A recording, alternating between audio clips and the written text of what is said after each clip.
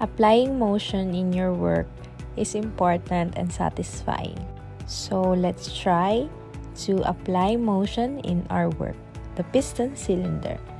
So the first thing you have to do is to click here in motion study, and then click this one, the top plane, okay, normal, and then click this one.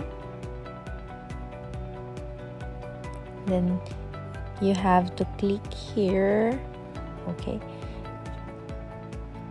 and then click this again, and then click here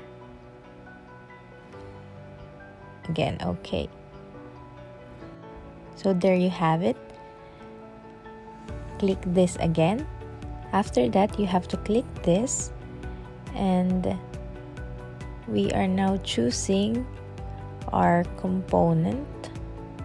Click this circle here and check, and there you have it. You can now play the button, and that is the motion that we created for our piston cylinder.